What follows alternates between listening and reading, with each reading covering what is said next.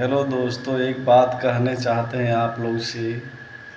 जीवन में सुखी रहना है तो जीवन में सुखी रहना है तो किसी को देख के जले ना, किसी को देख के जले ना, किसी से घृणा ना रखे।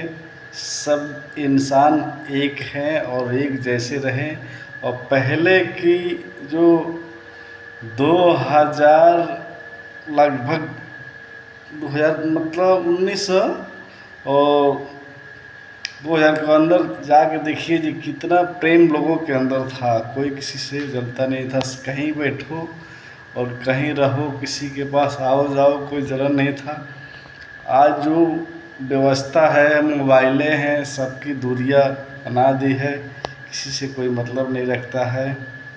एक ही परिवार में 5 मोबाइल है, 5 लोग हैं, किसी से बात करने के किसी के पास समय नहीं है। तो आप लोग इस चीज़ के ध्यान दीजिए।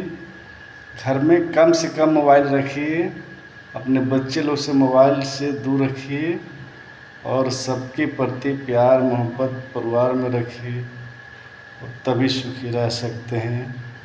जय हिंद।